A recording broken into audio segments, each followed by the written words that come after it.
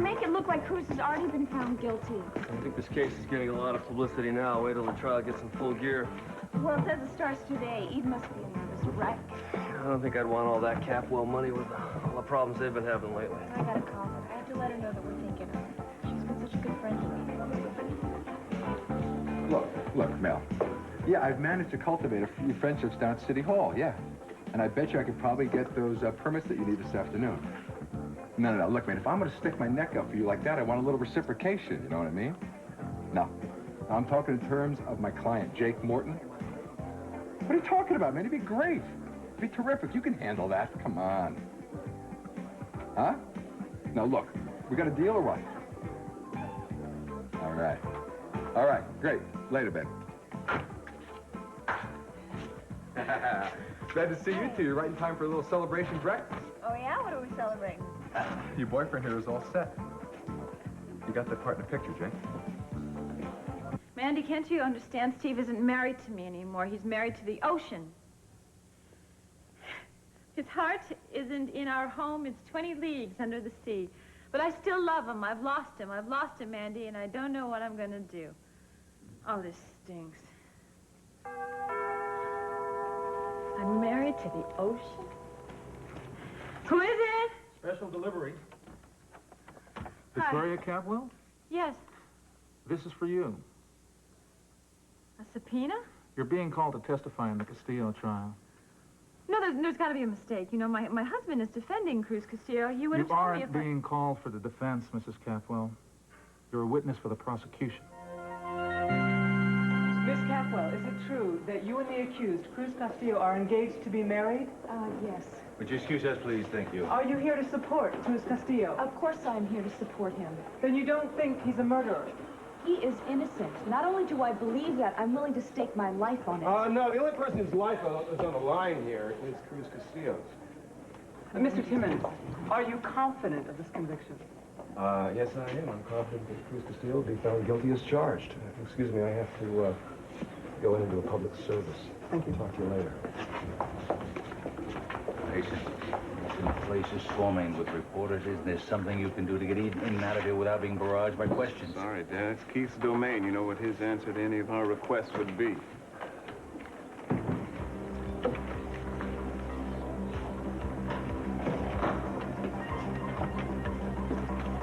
Cruz.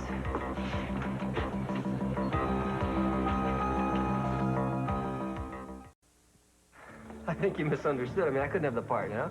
Oh, what are you talking about? Who's the agent here, pal? I'm telling you, you're all set. How could it be said? I haven't even auditioned for it. I just got off the phone with Mel Stockman. He's very hot for you. What do you mean, hot? Oh, no. I don't mean hot like that. I mean, he thinks you're a great find and perfect for the part. Wait a minute, so why did he change his mind? Oh, what's the difference? Well, he told Jake and I yesterday that he doesn't have a lot of money or time to spend on the film. So now why is he willing to take such a risk? Hayley, you know the old saying about the gift horse, right?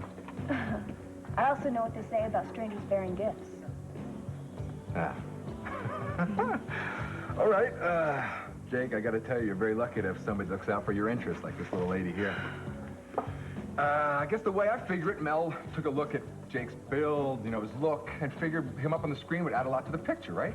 I mean, what, a lot of guys have started their career like that. Look at Sly Stallone. Sly Stallone wrote his own movie and had to fight to get into it.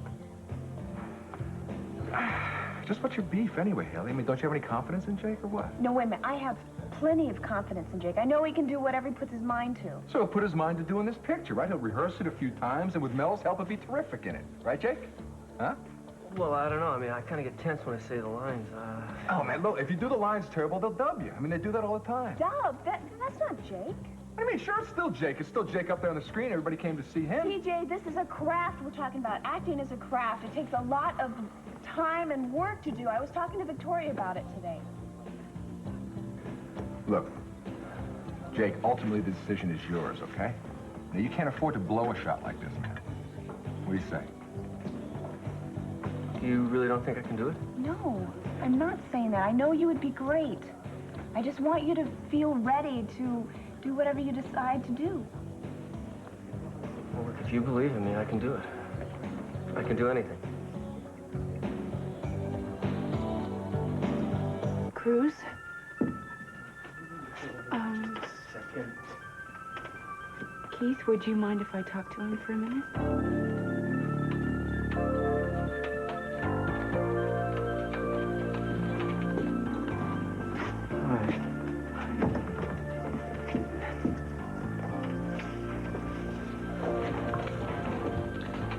You know, I was kind of hoping that you wouldn't come. Yeah, I had to be here. Yeah, well... You know, I talked with Pearl, and Carmen's not going to be coming. He didn't think it would be best. Well, that's good. This is the last thing my little sister needs to see.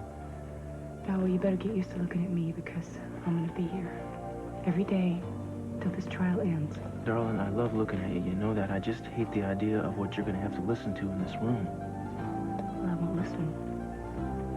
Besides, when I'm with you, it's like the two of us are just alone.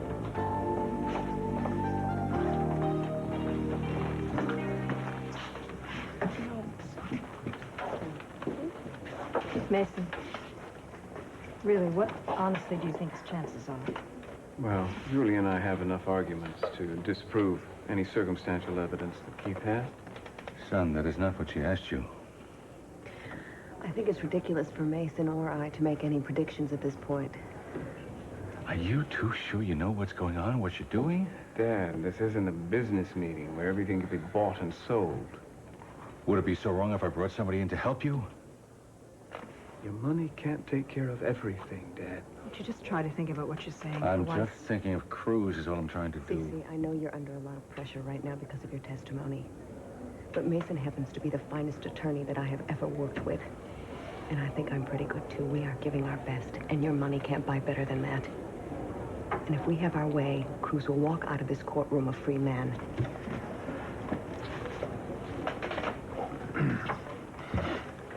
Son, I didn't mean to downgrade your ability. I just thought that... I'm sorry, I wasn't thinking, that's all. We're all under a lot of pressure, Dad.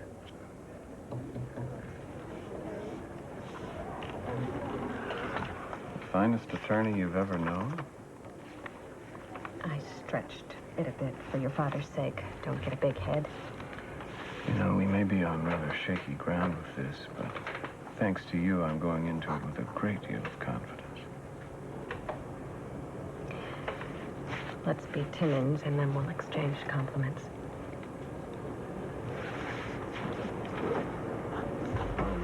We have more than enough to nail it, but I think I'd like to drag this out. You know, I wouldn't mind a little in-depth interview with a redhead number out there and more in the news. I hope they keep this Romeo and Juliet stuff up. Press is gonna eat it up with a spoon. Go get it.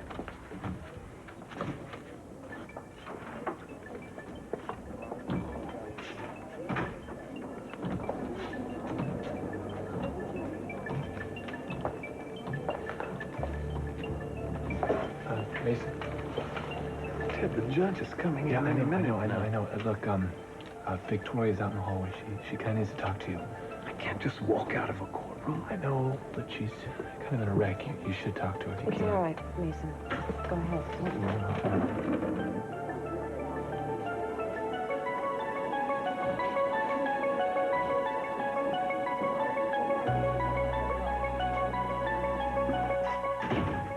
The trial is about to start. Did Keith question you before he sent this? No, of course not. I would have told you. Listen, he wants me as a witness for the prosecution. I can read. Well, can you get me out of it? No. Meyson, why can't you get me Believe out me, of I it? would if I could, Victoria. It would probably only make Keith think you have something to hide. I do have something to hide. What if he knows about Chip? Victoria, don't have him mention that He could outside the ask home. me that on the witness stand. He couldn't possibly know. Well, then why else would he have me here? I wasn't anywhere near the murder. Victoria, don't... Well, the resident movie star of Santa Barbara. Darling, I've been reading the paper. I saw your movie in there. Sounds very artistic. I know it was ebb tide, wasn't it? Beached. I hope you're not coaching my witness. Your client isn't there, you know. I know exactly what you're up to, Timmons. I bet you do. Listen, could you wear something a little low cut, you know, for the male jurors?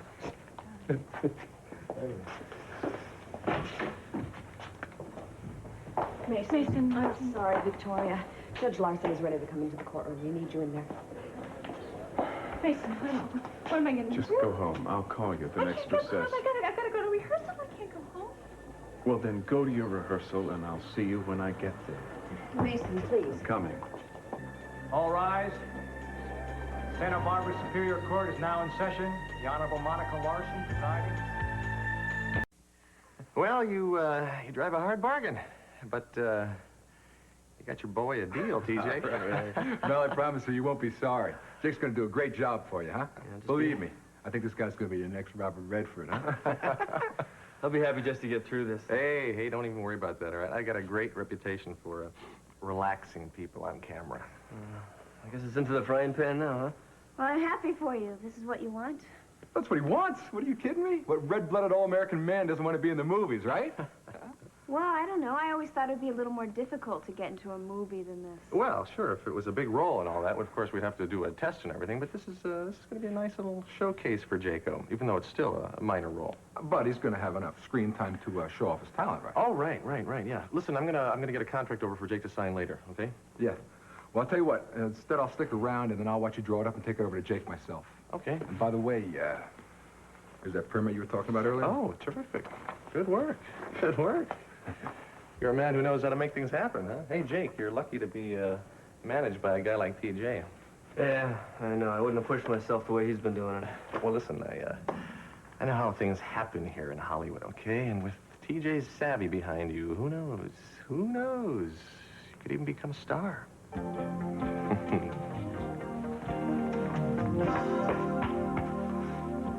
Your Honor, ladies and gentlemen of the jury, what we have here is, in part, just a sad story. It suddenly occurred to me, it's a lot like Romeo and Juliet, tragic lovers who would have died for each other. It parallels the relationship of Cruz Castillo and Eden Capwell a lot. Castillo, like Romeo, thought he'd lost his Juliet. She had an accident. She went to Utah and got in a plane crash. And we've seen the devastating effects before us of that accident. Now, our sympathies go out to her, but you can in no way allow your sympathy to cloud your vision of justice. Now, at the same time, Cruz Castillo displayed a flagrant disregard for his own life. On at least 2 occasions, we know that Mr. Castillo put himself in grave danger. And it was also at this time that the real victim, Elena Nicholas, entered the picture. Now, Elena was a beautiful, determined woman. She just didn't know at the time that her determination would cause her own death. I have a picture of her here. It was taken,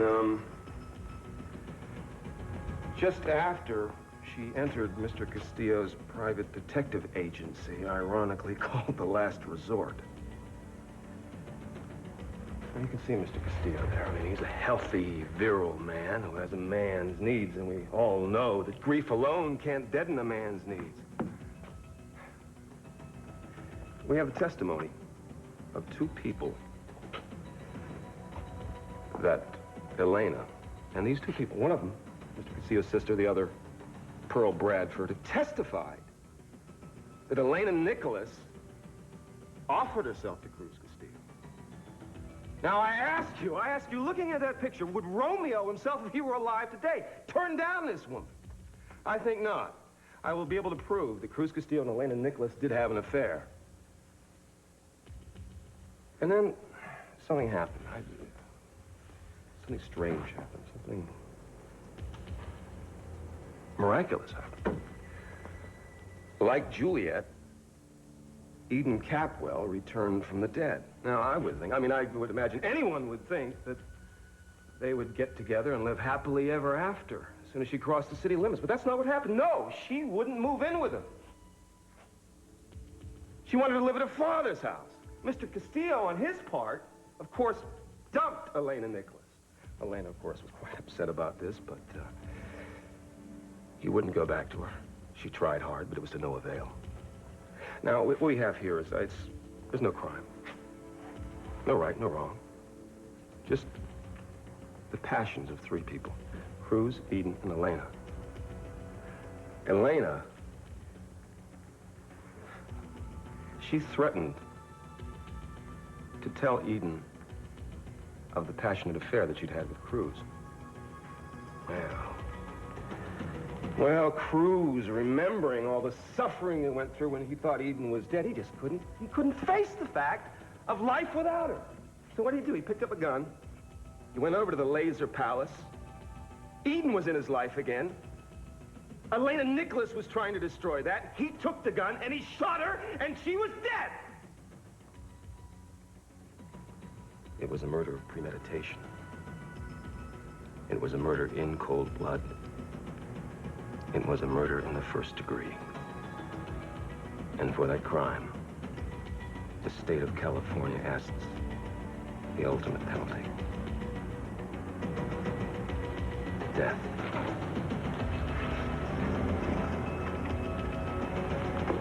In the gas chamber.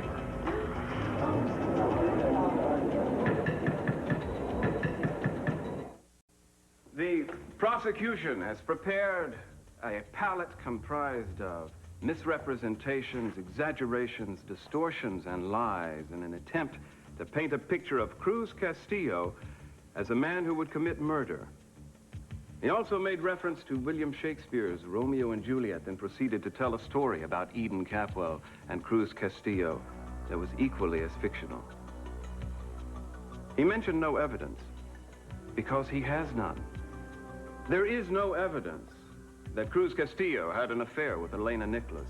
There is no evidence that Elena Nicholas threatened Cruz Castillo, and there is no evidence that Cruz Castillo pulled the trigger of the weapon that killed Elena Nicholas. Mr. Timmons would have us believe that a man with Mr. Castillo's record of courage, honesty, and integrity, a man dedicated to the protection of life, not the destruction of it, would resort to murder.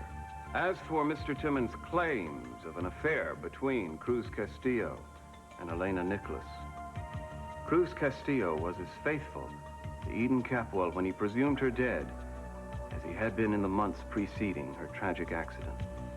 In spite of every effort on the part of Ms. Nicholas, Cruz Castillo never succumbed to her advances. My colleague, Julia Wainwright, and I will present evidence proving that Elena Nicholas was a strange and manipulative woman.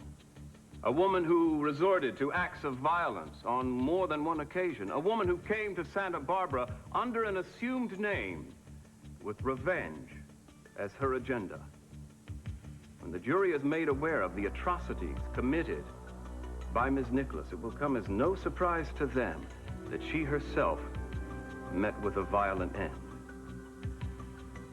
Now, the prosecution has made it obvious that they intend to present any sordid detail they can manufacture in order to construct a triangle that never, ever existed. The prosecution also made reference to a tragedy having taken place. Ladies and gentlemen, the tragedy is taking place, and that is the tragedy of a good and honest man being publicly vilified for a crime there is not one iota of real evidence that he committed. The defense will show clearly, concisely, and conclusively that Cruz Castillo is the one man in Elena Nicholas's twisted life who would not, could not, and did not kill her.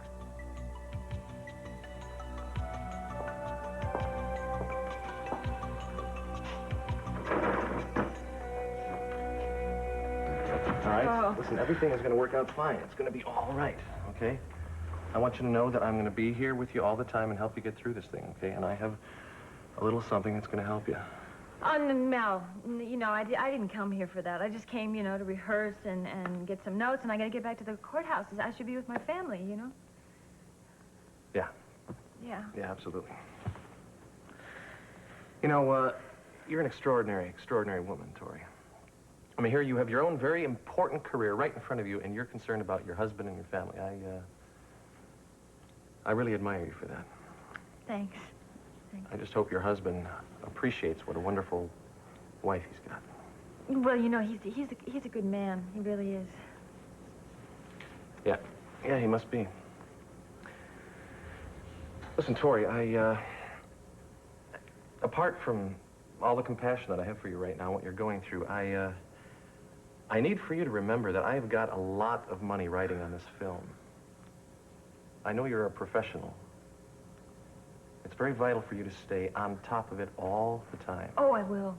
I will. You can count on me, okay? I will. Yeah. I know you'll try. I know you'll try, sweetheart. I know you'll try, but I just want you to remember that if you're feeling depressed or down about what's going on with the trial and everything, I just want you to understand that you can come to me, okay? All right? Because I'm always going to have the cure for your blues. As chief medical examiner, you performed the autopsy on Miss Nicholas. That's correct. Could you tell how long she lived after she was shot? Objection, Your Honor. The district attorney is asking the witness to speculate. Overruled. This is within the witness's expertise. Thank you for a brilliant and gracious ruling, Your Honor. Mr. Timmons. Would you please answer the question, Dr. Quintero? Judging by the lesion we saw in the pulmonary artery, the victim would have been expected to expire within minutes. Could she live long enough to make a dying declaration? Well, that's certainly possible. With a strong enough motivation, we've seen cases of amazing strength in dying persons. I'm sure you have. I'm sure you have. There's one more thing I'm wondering about. From powder burns, you can tell a lot, say, like the distance from which the victim was shot. Well, not just powder burns, but with the size of the exit wound. So you could tell how far the gun was from the body when she was shot. I mean, we know it's a short distance of 3 feet, 2 feet, 6 inches. Well, judging by the size of the exit wound, I would say that the gun had to be fired from extremely close range. Closer than 6 inches? I believe so. I believe the gun was pressed against the side of her body and fired. Execution style. Objection. I withdraw the question. Does the defense wish to cross-examine? Not at this time, Your Honor, but we would like the right to recall this witness at another time. So noted. Mr. Timmons. I'd like to call Eden Capwell to the stand.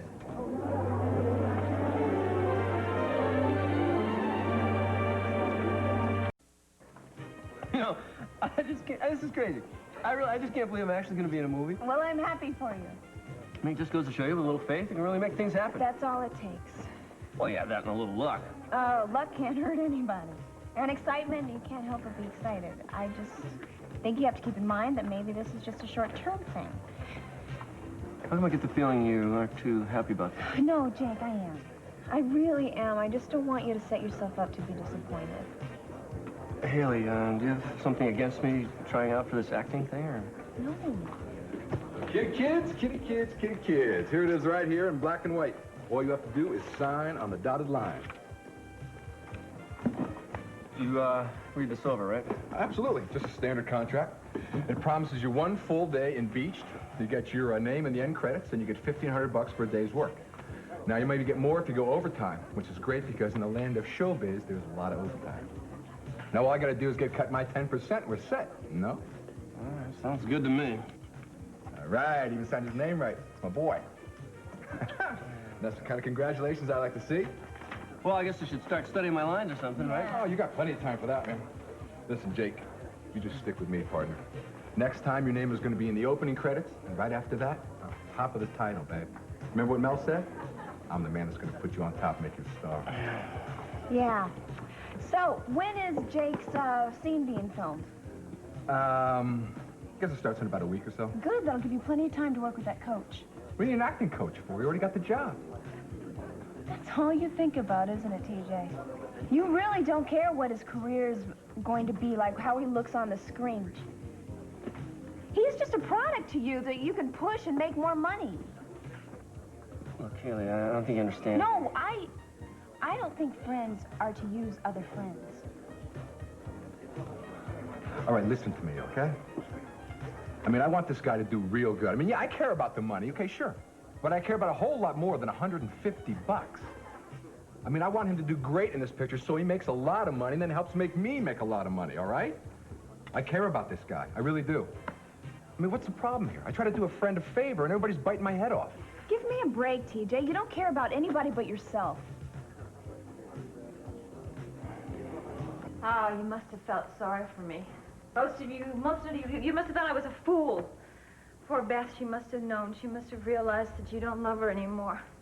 Well, I didn't know. I trusted you, Steve. I trusted both of you. I guess I thought that you were above a cheap affair.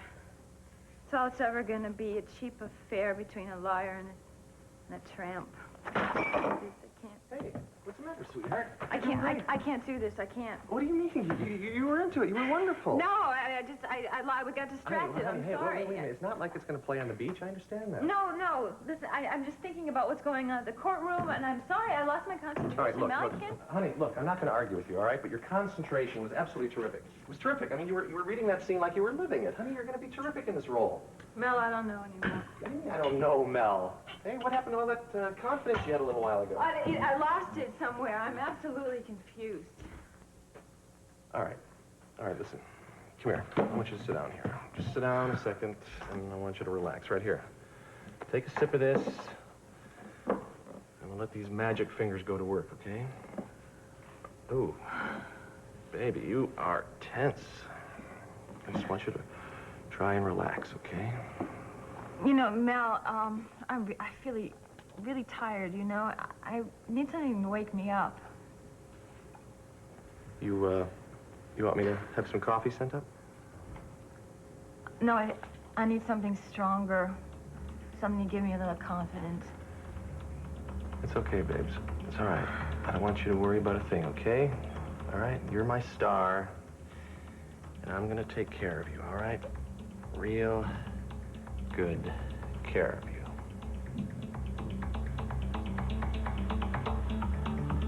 So it was for over 3 months that everybody in Santa Barbara thought you were dead. Yes. And all this time up in the mountains, there was no way for you to contact your friends and family and your fiancé and tell them you were alive? It would have been difficult. But not impossible. No. Well, then, would you please explain to the court why you wanted your fiancé and your family to think you were dead? There was a lot of snow in the mountains. It was almost impossible to contact anyone. I was hurt. I couldn't walk. I had read a newspaper article where my family and my fiancé thought I was dead.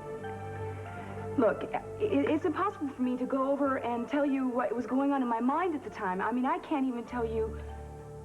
I just didn't want to hurt anybody. Now, least of all, your fiancé. When you were up in the mountains, did you stop loving him? No. No? You didn't stop loving him? Did you just start loving him less? No. So, well, let me guess here. I think that maybe that it was because of your handicap that you wanted him to think that you were dead. Yes. I was foolish.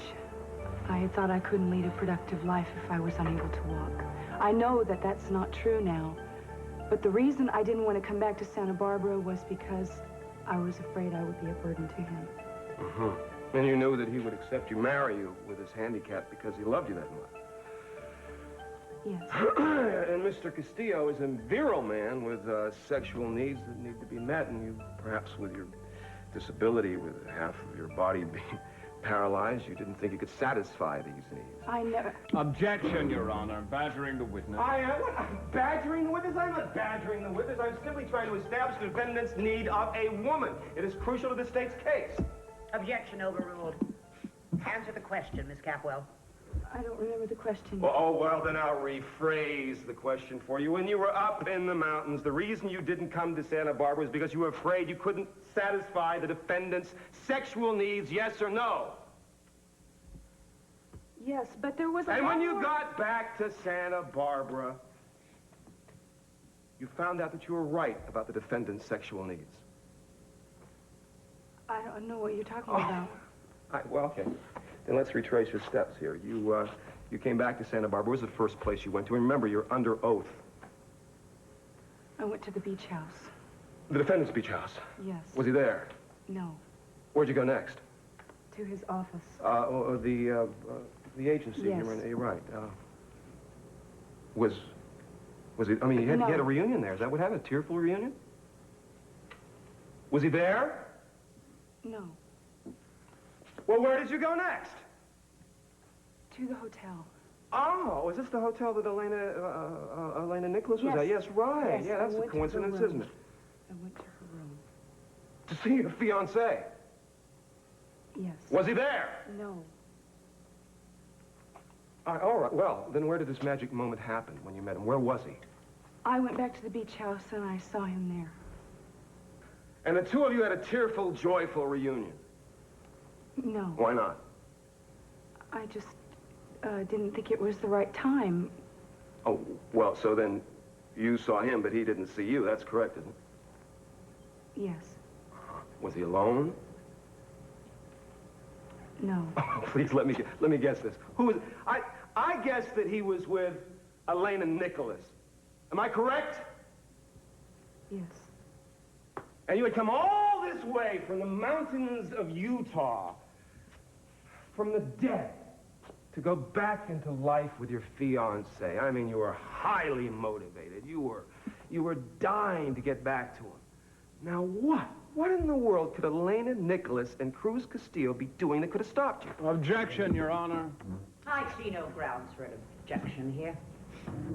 Answer the question, Mr. I'll state it again. What was Cruz Castillo and Elena Nicholas doing that stopped you? Kissing, I think. Kissing, you think? Getting ready to make love? No. Elena was the one... What was she doing? She was forcing him? Forcing Cruz Castillo to kiss her in his own home? Is that what you're saying? No, I ran away. I didn't really see what happened. I was gone. You were gone before they started to make love, right? Objection, Your Honor. It calls for speculation. The witness has already stated that she left. What may or may not have happened then is speculation. Sustained. Oh, well, I'll rephrase the question. Did you think that Cruz Castillo and Elena Nicholas were going to make love? I don't know. I just... Oh, come on! If you didn't think that, then why didn't you move in with your father? The relationship was over because he was having an affair with Elena Nicholas. You gave him the choice. He had to take the choice. He chose you, so he murdered Elena Nicholas. No! He murdered Elena Nicholas to have you! Objection! No further questions.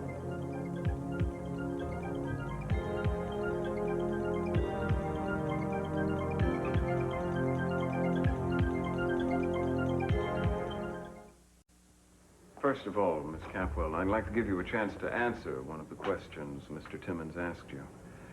Why did you move back into your family's home when you returned to Santa Barbara? When I came back to Santa Barbara, I had managed to walk with a cane. But I fell and I hurt myself. I had to go to the hospital. All the doctors that were called in said that I would never walk again. And you were again reluctant to inflict your disability on your fiancé. Yes. When did you realize the disability was no longer an issue? There was an incident where Cruz was almost killed. I couldn't bear the thought of living without him. I just couldn't stay away from him. You never stopped loving him? Never. Did you ever believe that he was having an affair with Elena Nicholas? No. She came to me and she told me that she wanted him. She basically told me to step aside. I know in my heart and in my mind that he has always been loyal to me. Even thinking I was dead, he was loyal to me. I will never, ever love anyone else. Never.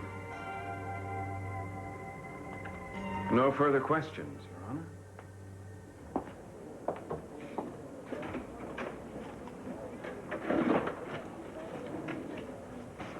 Your Honor, I would like a chance for a quick redirect. Go ahead, Mr. Timmons. Well, I have to say I'm quite moved by your testimony, Miss Capwell. A love like you and Cruz Castillo, what you've had is certainly different in this day and age. Your Honor. I'm getting the question, now, Miss Capwell. How long have you and Cruz Castillo been in love? At least 3 years. Well, you're both very lucky. 3 years? Well, I see. And you just testified under oath that Mr. Castillo will be loyal to you and your love even after he thought you were dead.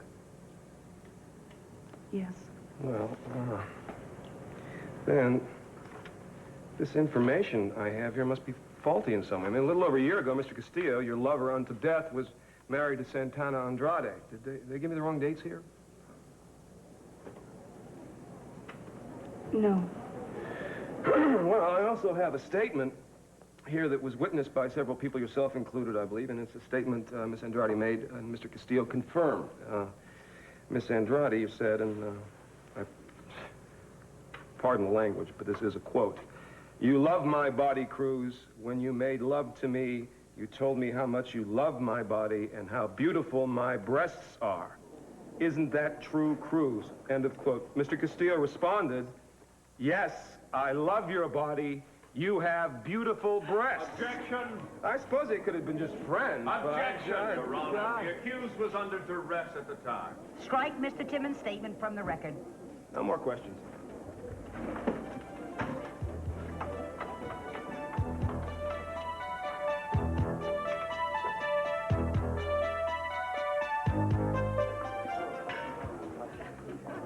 I'm sorry I made you angry. You didn't make me angry. I just wish you hadn't yelled at TJ that way. What is with defending TJ? You didn't trust him in the beginning either. Yeah, I know that, but he did get me the part in the movie. Hayley, look, I'm grateful for everything that you've done for me, and I love you. You know that. But I don't need you to fight my battles for me or to decide their battles when there shouldn't be any. I am just trying to assure you you don't owe TJ anything. He hasn't done you any big favors. Jake, I don't like the way he manipulates people. Hayley, I just think you're overreacting here. Okay. All right, I will drop the subject, but just remember, when it comes to TJ, you have to be careful because I don't want to see you get hurt. Would both counsels please approach the bench? You like that Santana? Oh, I mean, I thought that was good. You're a real genius, Timmons. Mr. Capwell, I had reservations, but I allowed you to question your sister, and you handled it very well. However, I see now that your wife has been called as a witness for the prosecution, and, well, I cannot permit you to question her. Miss Wainwright will have to conduct any defense questioning of Mrs. Capwell. I'm assuming, of course, that that's agreeable to you, Mr. Timmons. Oh, Your Honor, I think it's a brilliant solution. And may I say, I think the way you've conducted this trial has been... Court will be adjourned until 9:50. All rise. Are you all right? I'm so sorry. I didn't mean to let you down. You didn't let me down. Everybody in this courtroom knows what you ever against. You did a nice job. So I couldn't have done it if I couldn't have looked at you. Really, I want to know when it is. Let's go. I love you. Give me a second, man. Give me a second. I love you. Get your hands off me! Come on, man.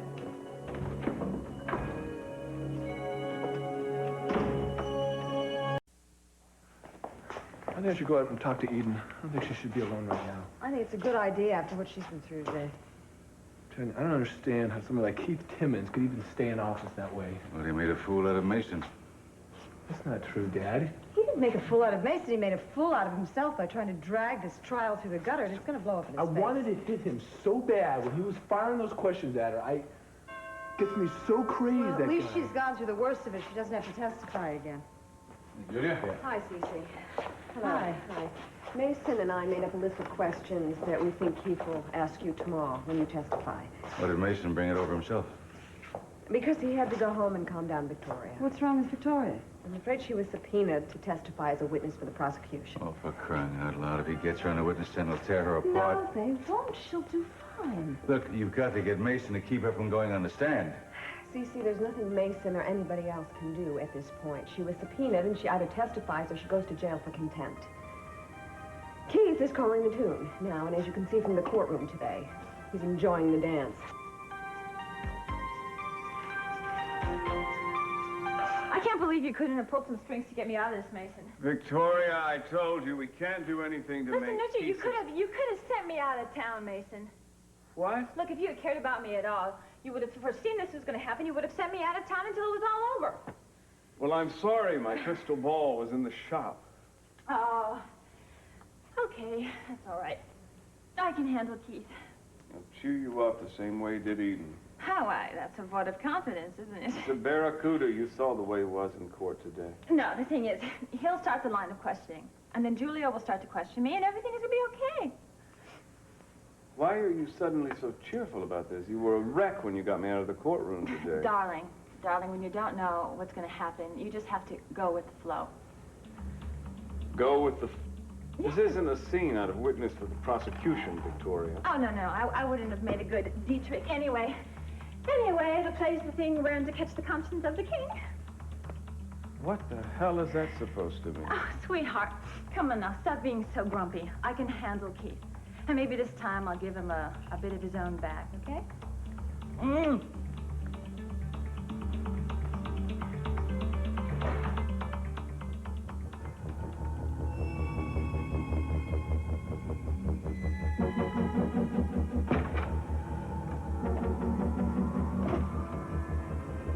Cruz? Cruz?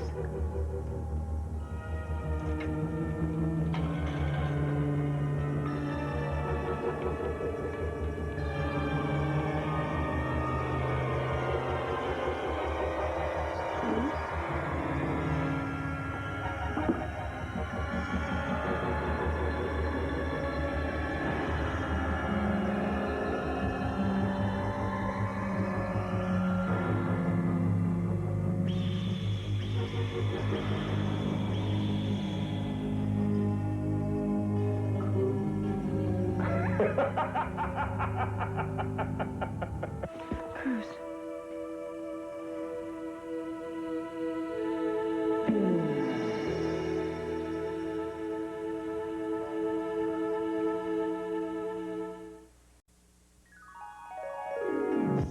Tonight on NBC Nightly News with Tom Brokaw, Wall Street continues to tremble from the aftershocks of its colossal downfall. Can President Reagan calm the fears of this nation and the world? We'll find out tonight. We'll also have pictures from the Persian Gulf on the latest missile attack, this time against Kuwait. And 25 years ago, the world was at the brink of nuclear war, the Cuban Missile Crisis. Garrick Utley takes a look back tonight on NBC Nightly News with Tom Brokaw.